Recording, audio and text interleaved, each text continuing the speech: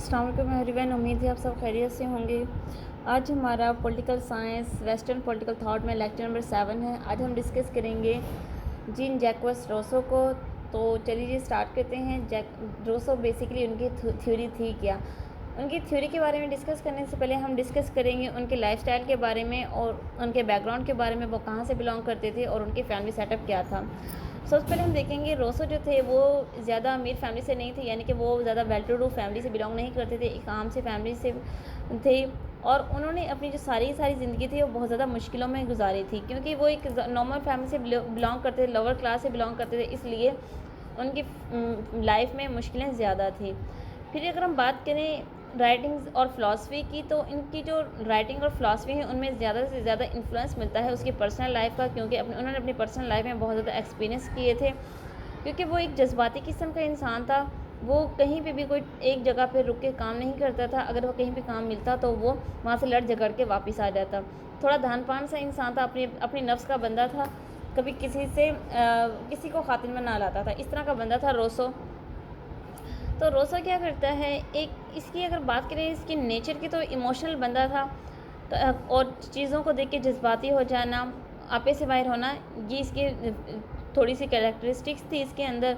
दूसरा अगर हम बात करें, ये एक बेजार इंसान था, वो चीज़ों से बहुत जल्द उकता जाता था।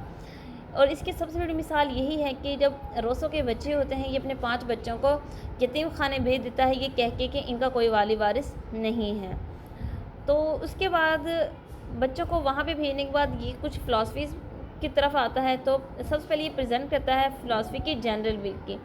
वो बात कहते हैं कि विल जो है, जनरल विल जो है इंसान की है, वो जनरल होती है और उसकी 2 किस्में होती हैं, एक होती है एक्चुअल विल और दूसरी होती है रियल विल। जो एक्चुअल विल होती है वो इरेशनल होती है और जो रियल विल होती है वो रैशनल होती है। एक्चुअल का रैशनैलिटी से कोई ताल्लुक़ नहीं होता। फिर वो कहता है कि इन दोनों विल्स के बेस पे ही इंसान की जो ज़िंदगी का स्ट्रक्चर है वो बनाया जाता है। अगर हम बात करें करंट सिनेरियो में 21st सेंचुरी में, ये दोनों जो जनरल विल की जो फ़िलासफ़ी है ये भी पाई जाती है किसी न किसी सूरत में। फिर रोसो बात करते हैं स्टेट ऑफ नेचर की। वो कहते हैं कि स्टेट ऑफ जो नेचर है वो गुड है, प्योर एंड सिक्योर है। ज़ाहिर है कोई भी स्टेट है अपने सिटीजन्स को एक प्योर लाइफ, सिक्योरिटी और गुड यानी कि प्रोस्पेरिटी देगी। फिर वो कहते हैं always wanted to go back in state of nature where no greed और अदर इवल्स। रोसो कहते हैं कि जब इंसान पैदा हुआ था बाय बर्थ इंसान नेचर में बहुत अच्छा था। जो स्टेट्स थी वो उनके अंदर ग्रीड नहीं था, उनमें लालच नहीं थी और ना ही उनके अंदर कोई समाजी बुराई पाई जाती थी। तो रोसो यहाँ पे आके इस पॉइंट पे आके क्या करते हैं, वो कहते हैं कि I want to back in old centuries. वो उन पुराने वक्तों में वापस जाना चाहता है जहाँ पे स्टेट जो थी वो तमाम इवल से पाक थी। फिर रोसो अपनी एक उनकी बड़ी प्यारी कोटेशन है और ये ऐसे भी आ चुका है कम्पिटिटिव एग्ज़ाम्स में। कहते हैं कि man is born free but everywhere he is in change. इंसान पैदा तो फ्री होता है बट हर जगह पे वो हमें जंजीरों में जकड़ा हुआ दिखाई देता है। फिर बात करते हैं he describe the conflict between natural time and time to law. कहते हैं कि जो नेचुरल टाइम है एवरीवन फ्री और नेचर के अकॉर्डिंगली हर बंदा फ्री है। अगर हम ला टाइम की बात करें, कहते हैं एक्सप्लॉइट द सब्जेक्ट। अब सब्जेक्ट क्या है, कोई भी हुक्मरान है अपने स्टेट के बंदों को, अपनी नेशन को, अपने मैसेज को क्या करता है, एक्सप्लॉइट करता है। वो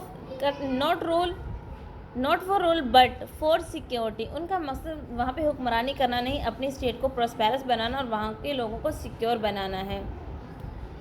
फिर रोसो की ये जो थ्योरी थी, इसने क्या किया है, इसने सेक्ट सिस्टम को उजागर किया है, सेक्ट सिस्टम क्रिएट कर दिया है, जिसकी वजह से उस वक्त बहुत ज़्यादा सेक्ट और राशिज़म का कॉन्फ्लिक्ट आ गया था रोसो के एरा में। अब अगर हम बात करें रोसो की थ्योरी के बारे में, तो रोसो पेश करता है सोशल कॉन्ट्रैक्ट थ्योरी। 3 लोगों ने, थॉमस हॉब्स, जॉन लॉक और रोसो, इन 3 लोगों ने सोशल कॉन्ट्रैक्ट थ्योरी पेश की है। थॉमस हॉब और जॉन लॉक की थ्योरी को हम डिस्कस कर चुके हैं, आज हम करेंगे रोसो की। रोसो कहता है, उसने सोशल कॉन्ट्रैक्ट थ्योरी को 4 चीज़ों में 4 फैक्टर्स में डिवाइड कर दिया है। पहले वो बात करता है ह्यूमन नेचर की, फिर स्टेट ऑफ नेचर, थर्ड पे नंबर पे वो कहता है सोशल कंट्रैक्ट, और फोर्थ नंबर पे कहता है कंसेप्ट ऑफ सॉवरेनिटी। अब ह्यूमन नेचर क्या है? Naturally good. इंसान जो है वो नेचुरली गुड है, सेल्फ लव है, खुद से मोहब्बत करने वाला है, सेल्फ प्रिजर्वेशन है, सिंपैथी उसके अंदर पाई जाती है, और वो अच्छाई में यकीन करता है, और वो जो अनजस्ट लाज हैं उनको ख़त्म करता है उनको, और डिस्पोटिक फॉर्म ऑफ गवर्नमेंट को भी ख़त्म करता है, और इरेडिकेट करता है इवल्स को। Human nature according to Rousseau ये है। फिर वो बात करता है स्टेट ऑफ नेचर की। वो कहता है स्टेट ऑफ नेचर जो है वो प्री पॉलिटिकल है, not pre social. State of nature a state of liberty, यानी कि हर इंसान की किसी भी जो लिविंग थिंग है उसकी डिज़ायर, लिबर्टी उसकी डिज़ायर होती है। नेक्स्ट कहता है change previous way of living develop civilisation. फिर बात करता है सोशल कंट्रैक्ट की। State of nature ends here, यहाँ पे आके स्टेट ऑफ नेचर जो ख़त्म हो जाती है। मैन सरेंडर टू सोसाइटी, इंसान खुद को अपनी सोसाइटी के अकॉर्डिंग बना लेता है। फोर्थ नंबर पे वो बात करता है कंसेप्ट ऑफ सॉवरेनिटी। सॉवरेनिटी की वो बात करते हुए कहता है general will connected with popular sovereignty, it does not divided. Sovereignty को डिवाइड नहीं करना चाहिए। अगर हम सॉवरेनिटी को डिवाइड करेंगे, फर्दर डिवाइड करेंगे, तो इससे क्या होगा? इससे सॉवरेनिटी तबाह हो जाएगी, इससे डिस्ट्रक्शन होगी और कुछ भी नहीं होगा। तो ये सॉवरेनिटी को डिवाइड ना करने की तरफ जोर देते हैं। उसके बाद ये बात करते हैं फोकस डायरेक्ट डेमोक्रेसी और dislike parliamentary form of government. वो कहते हैं पार्लियामेंट्री फॉर्म ऑफ जो गवर्नमेंट है वो किसी भी स्टेट को एक्सप्लॉइट करने के लिए इनफ होती है। फिर अगर हम बात करें जनरल विल की कैरेक्टरिस्टिक्स से, यानी कि उसके सेलेंट फीचर्स की हम बात करें, तो ये इंडिवाइजिबल होती है।